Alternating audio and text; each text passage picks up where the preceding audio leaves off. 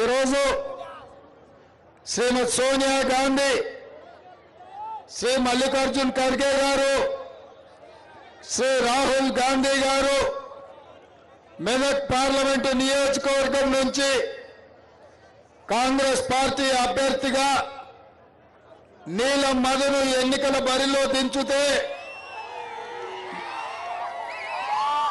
మీ అభిమాన నాయకుడు కాంగ్రెస్ పార్టీ పటాన్చెరు శాసనసభ నియోజకవర్గ ఇన్ఛార్జ్ కాటా శ్రీనివాస్ గౌడ్ నేతృత్వంలో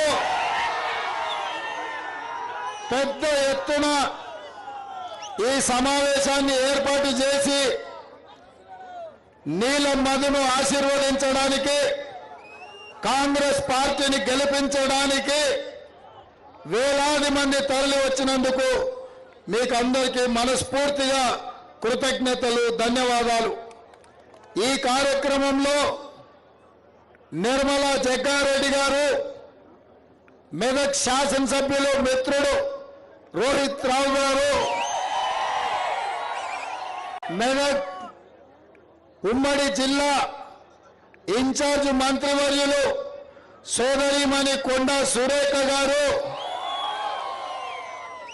మా సోదరుడు, నాకు అత్యంత సన్నిహితుడు, వైద్య ఆరోగ్య శాఖ మంత్రి దామోదర్ రాజ నరసింహ గారు, అదేవిధంగా మెదక్ జిల్లా నుంచి వచ్చిన కాంగ్రెస్ పార్టీ ముఖ్య నాయకులు, మండల నాయకులు, గ్రామ శాఖ అధ్యక్షులు, ఎంతో డాన్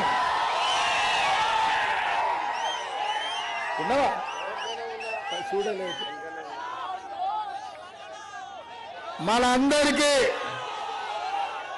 మనందరం అభిమానం చూపించే సంగారెడ్డి కింగ్ జగన్తో ప్రాణ సమానులైన కాంగ్రెస్ పార్టీ కార్యకర్తలందరికీ కూడా మనస్ఫూర్తిగా అభినందనలు, కృతజ్ఞతలు. ఎందుకంటే కింద భూమిలో నుంచి సెగలు వస్తున్నాయి, పైనుంచి బాణుడు ప్రతాపం చూపిస్తున్నాడు. ఎర్రటెండ ఉన్నా వేలాది మంది ఇక్కడ నిలబడి ఇంత గొప్ప కార్యక్రమాన్ని ఏర్పాటు చేసినాక మీ అందరినీ చూసిన తర్వాత పటాన్చెరు శాసనసభ నియోజకవర్గం నుంచి నీలం మధుకు తప్పకుండా 50,000 ఓట్ల మెజారిటీ ఇచ్చి, అక్కడ ఇక్కడ ఎక్కువ తక్కువైనా ఏదైనా తుట్టైనా పటాన్చెరు నుంచి పూర్తి స్థాయిలో 50,000 మెజారిటీ ఇస్తారని నాకు సంపూర్ణమైన నమ్మకం వచ్చింది. నేను ఈ వేదిక మీద నుంచి నీలం మధుకు, కాటా శ్రీనివాస్కి సూచన చేస్తున్నా, మీ ఇద్దరు జోడెద్దుల్లాగా, రామ లక్ష్మణులాగా కలిసి పని చేయండి. నేను మా దామన్న మీ రాజకీయ భవిష్యత్తును, మీ అవకాశాలను చక్కదిద్దే బాధ్యత మేము తీసుకుంటాం. చిన్న చిన్న అంశాలు ఏమన్నా ఉన్నా పక్కన పెట్టాలి. ఇవాళ దేశం ఒక సంక్లిష్టమైన పరిస్థితిని ఎదుర్కొంటున్నది. 17 సార్లు లోక్సభ ఎన్నికలు జరిగితే రాజకీయ పార్టీలు ఆనాడు సంక్షేమము, అభివృద్ధి ఎజెండాగా, పేదరిక నిర్మూలన, పారిశ్రామిక అభివృద్ధి ఎజెండాగా ఎన్నికలు జరిగినాయి. కానీ మొదటిసారి 18వ లోక్సభ ఎన్నికలు ఈరోజు సంక్షేమ అభివృద్ధి ప్రాతిపదికన జరగట్లేదు. రాజ్యాంగాన్ని మార్చాలని, రిజర్వేషన్లను రద్దు చేయాలనే ప్రాతిపదికన ఈ ఎన్నికలు జరుగుతున్నాయి. అందుకే మా ఎస్సీ, ఎస్టీ, బీసీ, మైనారిటీ సోదరులను నేను విజ్ఞప్తి చేయదలుచుకున్నా. ఆనాడు డాక్టర్ బాబాసాహెబ్ అంబేద్కర్ మనకు ప్రసాదించిన రాజ్యాంగం ద్వారా వచ్చిన రిజర్వేషన్లను, కల్పించిన మానవ హక్కులను, సమానమైన అవకాశాలను ఇవాళ భారతీయ జనతా పార్టీ బీజేపీ ఇవాళ రద్దు చేయాలని కుట్ర చేస్తున్నది. ఇదే కాదు, మతాల మధ్యన, భాషల మధ్యన, ప్రాంతాల మధ్యన, మనుషుల మధ్యన, మన మధ్యన చిచ్చు పెట్టి మనం కత్తులతోని పొడుచుకునే ప్రణాళికలు బీజేపీ రచిస్తుంది. ఇది ఏమాత్రం కూడా మన ప్రాంతానికి మంచిది కాదు. ఇవాళ పెద్దలు దామోదర్ రాజనరసింహ చెప్పినట్టు ఆనాటి మెదక్ పార్లమెంటు నుంచి శ్రీమతి ఇందిరాగాంధీ గారు ప్రాతినిధ్యం వహించి ఈ దేశ ప్రధానమంత్రిగా ఈ ప్రాంతంలో పటాన్చెరు పారిశ్రామిక వాడను, BHEL, BDL, అదేవిధంగా ఇక్కడ ఉండే ఆర్డినెన్స్ ఫ్యాక్టరీలు, ఇక్రిసైడ్ సంస్థలు, ఈ ప్రాంతంలో వేలాది చిన్నవి పెద్దవి పరిశ్రమలు వచ్చి దేశంలో నలుమూలల నుంచి, విదేశాల నుంచి, బీహార్, ఉత్తరప్రదేశ్, రాజస్థాన్ లాంటి ప్రాంతాల నుంచి కూడా వేలాది మంది ఇక్కడికి వచ్చి ఉద్యోగ ఉపాధి అవకాశాలు పొందుతుంటే మా మెదక్ జిల్లా ప్రజలు, మా పటాన్చెరు సోదరులు అక్కున చేర్చుకొని కడుపులో పెట్టుకొని చూసుకున్నారు. ఇవాళ ఈ పటాన్చెరు ప్రాంతం ఒక మినీ ఇండియా. భారతదేశంలో ఎన్ని భాషలు ఉన్నాయో, ఎన్ని కులాలు ఉన్నాయో, ఎన్ని మతాలు ఉన్నాయో, ఇవాళ పటాన్చెరులో ఎత్తుకుతే ప్రతి ఒక్కరు దొరుకుతారు. కానీ కులాలకు, మతాలకు, ప్రాంతాలకు, భాషలకు అతీతంగా సోదరులలాగా కలిసిమెలిసి ఉండి దేశానికే ఉత్పత్తిని అందించే పారిశ్రామిక వాడగా ఇవాళ పటాన్చెరుకు పేరు వచ్చింది. మా మిత్రుడు శ్రీనివాస్, ఇక్కడ మౌలిక వసతులు లేవు, మిషన్ భగీరథలో తాగడానికి నీళ్లు రాలేదు, కొత్త కాలనీలు, కొత్త ప్రాంతాలు వస్తున్నాయి. ప్రత్యేకమైన ప్రేమ చూపించి ఈ ప్రాంతాన్ని అభివృద్ధి చేయాలని శ్రీనివాస్ అంటున్నాడు. కానీ నేను మా కార్యకర్తలకు మాట చెప్పదలుచుకున్నా, మొన్న శ్రీనివాస్ని ఎమ్మెల్యేగా గెలిపించుంటే ఈ బాధలు తప్పేటివి, ఈ ప్రాంతానికి నిధుల వరద పారేది. కానీ మన ప్రత్యేకమైన పరిస్థితుల్లో అది జరగకపోయినా కాంగ్రెస్ పార్టీ పక్షాన పటాన్చెరు ఎమ్మెల్యే అంటే కాట శ్రీనివాస్ గౌడే అని నేను చెప్పదలుచుకున్నా. కానీ ఇవాళ చట్టసభల్లో మీ సమస్యలు మాట్లాడాలన్నా, కేంద్ర ప్రభుత్వం నుంచి నిధులు తేవాలన్నా, మీ ప్రాంతానికి గోదావరి జలాలు రావాలన్నా, మీ ప్రాంతానికి మెట్రో రైళ్లు తేవాలన్నా ఢిల్లీలో కూడా మనం పని చేయాల్సిన అవసరం ఉంది. ఇదే కాదు, మా మాదిగ సోదరుల ABCD వర్గీకరణ కేసు సుప్రీంకోర్టులో ఉన్నది. దాన్ని ప్రత్యేకంగా పెద్దలు దామోదర్ రాజనరసింహ గారు పర్యవేక్షిస్తున్నారు. మరి ఆ వర్గీకరణకు సంబంధించి ఢిల్లీలో ఉరుకు అని అంటే ఉరకనికే మనకు నీళ్ల మధు ఢిల్లీలో ఉండాలి. ఇదే కాదు, మా ముదిరాజ్ సోదరులు BCD గ్రూప్ నుంచి BCA గ్రూప్లోకి మారవాలన్నా ఆ కేసు కూడా సుప్రీంకోర్టులో ఉంది. మరి న్యాయవాదుల దగ్గరికి పోవాలన్నా, సుప్రీంకోర్టులో బలమైన వాదన వినిపించాలన్నా నీల మధు ఢిల్లీలో ఉండాల్సిన అవసరం ఉన్నది మిత్రులారా. అందుకే ఇవాళ ఈ ప్రాంతం ఆనాడు ఇందిరాగాంధీ గారు ఉన్నప్పుడు ఏ అభివృద్ధి అయితే జరిగిందో డాక్టర్ వైఎస్ రాజశేఖర రెడ్డి గారు, పెద్దలు దామోదర్ రాజనరసింహ గారు 2004 నుంచి 2014 వరకు 10 సంవత్సరాలు ఈ ప్రాంతాన్ని ఎట్లా అభివృద్ధి చేసిరో మళ్ళీ 2024 నుంచి 2034 వరకు మళ్ళీ వారు, నేను, ఆనాడు వైఎస్ఆర్ దామోదర్ రాజనరసింహ గారు ఏ విధంగా అయితే ఉమ్మడి జిల్లా మెదక్ అభివృద్ధి కోసం పనిచేసిండ్రో ఇవాళ నేను, పెద్దలు దామోదర్ రాజనరసింహ గారు అదే రకమైన అభివృద్ధిని ముందుకు తీసుకువెళ్తామని చెప్పి నేను మీకు అందరికి విజ్ఞప్తి చేస్తున్నా. అందుకే మిత్రులారా, గత 25 సంవత్సరాల నుంచి నరేంద్ర భాయ్సాబ్ నుంచి మొదలు పెడితే మొన్నటి కొత్త ప్రభాకర్ రెడ్డి వరకు ఈ ప్రాంతంలో బీజేపీ వాళ్ళు బీఆర్ఎస్ వాళ్ళు ఎంపీగా ఉన్నారు. ఏమి జరిగిందో మీరు చూసిండ్రు, ఎంత అన్యాయం చేసిండ్రో మీ కళ్ళ ముందర ఉన్నది. అందుకే ఇవాళ నిలబడ్డ అభ్యర్థులు కూడా ఎవరో కొత్త వాళ్ళు కాదు. మొన్నటి వరకు దుబ్బాక ఎమ్మెల్యేగా ఉన్న రఘునందన్ రావు గారు ఇవాళ బీజేపీ అభ్యర్థి, ఇవాళ బీఆర్ఎస్ అభ్యర్థి. ఆయన గురించి నేను చెప్పాల్సిన పని లేదు. మల్లన్న సాగర్లో ఏటిగడ్డ కిష్టాపూర్తో పాటు 14 గ్రామాలు కానీ, కొండపోచమ్మ రిజర్వాయర్లో కానీ, ఈ ప్రాంతంలో ప్రాజెక్టులలో మెదకు జిల్లా రైతులను ముంచి పోలీసులతో తన్నించి పోలీసు బూట్లతో తొక్కిచ్చిన దుర్మార్గుడు ఎవరైనా ఉన్నారంటే బీఆర్ఎస్ ఎమ్మెల్సీ ఈనాటి పార్లమెంట్ అభ్యర్థి. ఆయనకు ఆల్రెడీ అదే విధంగా ఇక్కడ సోదరు చెప్తున్న గిన్నె ఆయన దుకాణం ఉంది, 100 ఎకరాలు తెల్లాపూర్లు ఆక్రమించుకున్నాడని.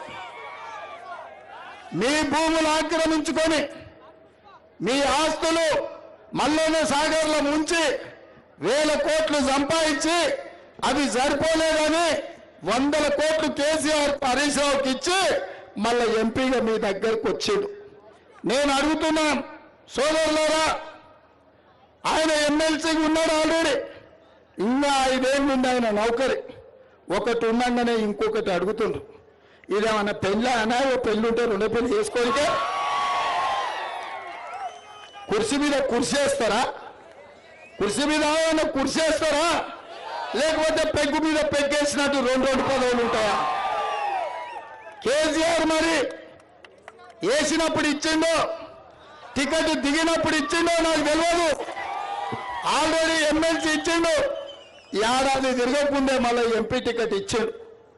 ఇవాళ బీఆర్ఎస్ అభ్యర్థి ఓడిపోతే ఆయనకు ఊడేదేంది లేదు, పోతే ఒక 400-500 కోట్లు పోతాయి. మందిని ముంచిన సొమ్మే కదా, మనల్ని దోసుకున్న సొమ్మే కదా. కాబట్టి ఇచ్చింది తీసుకోండి, తెచ్చింది గుంజుకోండి, అంగిలాగు గట్టిగా ఉంటే ఇడిపించుకోండి, అవి కూడా మన సొమ్మే. అన్ని తీసుకున్నాక తూర్పుకు తిరిగి దండం పెట్టమని చెప్పి సలాకితోని వాత పెట్టు. అందుకే మిత్రులారా, నిన్న మొన్న బీజేపీ నాయకులు, ఈ దేశ ప్రధానమంత్రి నరేంద్ర మోడీ గారు, అమిత్ షా గారు వచ్చారు. 10 ఏళ్ళు వాళ్ళే కదా ప్రధానమంత్రిగా ఉన్నది, హోంమంత్రిగా ఉన్నది. తెలంగాణ రాష్ట్రానికి వచ్చినప్పుడు మనం ఏం ఆశిస్తాం? పెద్దలు వచ్చినప్పుడు, పెద్ద మనుషులు వచ్చినప్పుడు ఏమన్నా తెస్తారేమో, తెలంగాణకి ఏమన్నా ఇస్తారేమో అనుకున్నా. నేను గతంలోనే ఆయన పోయి అడిగినా, మా పటాన్ చెరువు రామచంద్రాంపురం వరకు మాకు మెట్రో రైలు కావాలి అని. ఇస్తాడేమో అనుకున్నా. అదేవిధంగా మనం మూసీ రివర్ డెవలప్మెంట్ ఫ్రంట్కి నిధులు అడిగినాం, ఇస్తాడేమో అనుకున్నా. అదేవిధంగా బయ్యారం ఉక్కు కర్మాగారం, Warangal railway coach factory, Rangareddy జిల్లా చుట్టూతా ఐటీ పరిశ్రమల కోసం అనుమతులు ఇస్తాడేమో అనుకున్నాం. ఇవేది ఇవ్వలేదు. ఆయన ఒకటే జపం చేస్తున్నారు, హిందువులు ముస్లింలు ఇవాళ మీరు కొట్లాడుకోండి, మీరు కత్తులతో ఒడుచుకోండి, మీ రక్తం చిందాలి, మేము ఓట్లలో గెలవాలి అని ఈ ప్రయత్నం చేస్తున్నాం. నేను అడుగుతున్నా, ఇక్కడ వివిధ ప్రాంతాల నుంచి ప్రజల్ని, ఇక్కడున్న కార్మికుల్ని, మా కమ్యూనిస్టు సోదరులని, మా తెలంగాణ జనసమితి మిత్రులను, సోదరులారా ఇవాళ ఆలోచన చేయండి. ప్రశాంతమైన వాతావరణం ఉన్నప్పుడు, శాంతి భద్రతలను కాపాడినప్పుడే పెట్టుబడులు వస్తాయి, పరిశ్రమలు వస్తాయి, ఉద్యోగ ఉపాధి అవకాశాలు మన పిల్లలకు ఉంటాయి. అట్లా కాకుండా రోజు మనం కొట్లాడుకొని చేస్తుంటే ఎవరైనా పెట్టుబడి పెడతారా? మనకు పరిశ్రమలు వస్తాయా? మన ప్రాజెక్టులు వస్తాయా? మన ప్రాంతం బాగుపడుతుందా? ఆలోచన చేయండి. ఇవాళ ఆనాడు 2004 నుంచి 2014 వరకు దామోదర రాజనరసింహ గారు మంత్రిగా, వైఎస్ రాజశేఖర రెడ్డి గారు ముఖ్యమంత్రిగా ఔటర్ రింగ్ రోడ్డు తెచ్చిండు, అంతర్జాతీయ ఎయిర్పోర్ట్ కట్టిండ్రు, ఐటీ పరిశ్రమలు వచ్చినాయి, ఫార్మా కంపెనీలు వచ్చినాయి. అందుకే ఇవాళ మన భూమి నీడ కట్టిన బస్టాండ్ కూడా ఆనాడు మనం కట్టిందే. అందుకే ఇవాళ మన ప్రాంతం అభివృద్ధి జరగాలంటే, మన భూముల ధరలు పెరగాలంటే, మన పటాన్ చెరువులో కూడా కోకాపేటలో ఎట్లయితే 100 కోట్లకు ఎకరం అయిందో, ఇక్కడ భూముల ధరలు 100 కోట్లకు పెరగాలంటే మనకు పరిశ్రమలు రావాలి, ప్రశాంతంగా ఉండాలి, ప్రజలు కలిసిమెలిసి ఉండాలి. కానీ ఇవాళ బీజేపీ వాళ్ళు ఒకటే పిచ్చి పట్టుకున్నది. పిచ్చి ఏందో అంటే ఇవాళ మనకు పిచ్చి లేపి మనం కత్తులతో ఒడుచుకోవాలంట, మన రక్తం ఏర్లై పారాలంట, మన కుత్తుకలు దిగాలంట, బీజేపీ వాళ్ళ సీట్లు గెలవాలంట. ఇంత అన్యాయం, ఇంత దుర్మార్గం ఉంటారే? 10 ఏళ్ళు ప్రధానమంత్రిగా ఉన్న మోడీ గారు తెలంగాణకి ఏమిచ్చిండో చెప్పమనుండ్రి, ఇప్పుడు ఏం తెచ్చిండో చూపియమనుండ్రి. ఏమిచ్చిండు? మరి గాడిద గుడ్డిచ్చిన వాళ్ళకు కర్రు కాల్చి వాత పెట్టాలి. అందుకే ఇవాళ చేసింది లేదు, చెప్పుకోనిక లేదు, తెచ్చింది లేదు, ఇచ్చింది లేదు. ఓ పెద్ద గాడిద గుడ్డు మనకిచ్చి ఇవాళ మన ఓట్లు కొల్లగొట్టాలనుకుంటారు. అందుకే మిత్రులారా, బీజేపీ మాయలో పడ్డామంటే, వాళ్ళు అధికారంలోకి వచ్చిరంటే అంబేద్కర్ గారు రచించిన రాజ్యాంగాన్ని సమూలంగా మారుస్తారు.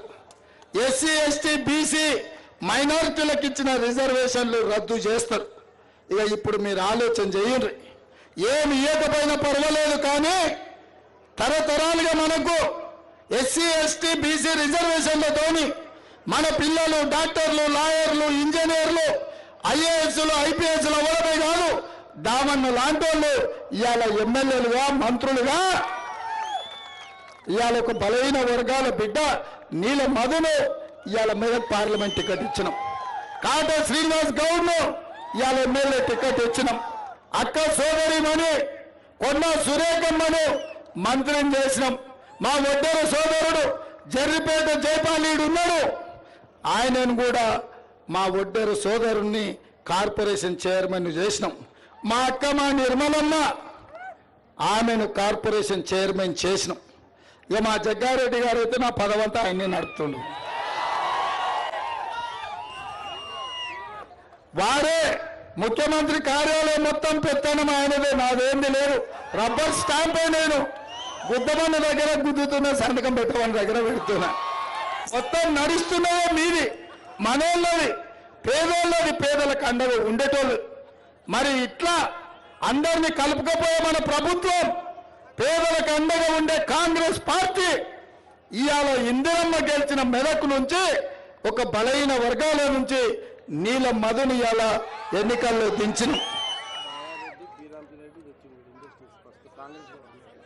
ఆనాడు మా జగన్న చెప్తున్నాడు, ఇందిరమ్మ ఉన్నప్పుడు కీర్తిశేషులు బాగారెడ్డి, మాజీ స్పీకర్ రామచంద్రారెడ్డి గారు ఈ ప్రాంతానికి పరిశ్రమలు తెచ్చిండని. మరి నేను అడుగుతున్నా, ఇవన్నీ కూడా కాంగ్రెస్ హయాంలో జరిగిన అభివృద్ధి కదా ఇవాళ. అందుకే కాంగ్రెస్ అండగా నిలబడండి. ఈ దేశంలో అభివృద్ధి జరగాలి, పరిశ్రమలు రావాలి, పిల్లలకు ఉద్యోగాలు రావాలి, ఎస్సీ ఎస్టీ బీసీ రిజర్వేషన్లు ఉండాలి, రాజ్యాంగం రద్దు కాకూడదు అంటే కాంగ్రెస్ పార్టీ గెలవాలి. నీల మధుకు అండగా నిలబడండి. మీరందరూ కాంగ్రెస్ కు అండగా ఉంటామని మీరందరూ మాట ఇస్తున్నారు కదా. పటాన్ చెరువు అసెంబ్లీ నుంచి 50,000 మెజార్టీ ఇస్తారు కదా, ఇస్తారా? 50,000 ఇస్తారు కదా, ఇస్తారు కదా, ఇస్తారు కదా.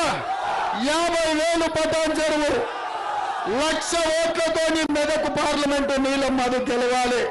నేను 1,00,000 అంటే మీరు పక్కా అనాలి. ఓకేనా? రెడీ? రెడీ? 1,00,000 1,00,000 1,00,000 1,00,000 1,00,000 1,00,000 1,00,000 1,00,000 1,00,000 1,00,000 1,00,000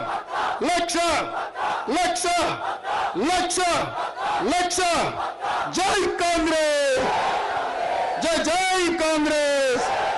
హస్తం గుర్తుకే, హస్తం గుర్తుకే. ధన్యవాదాలు.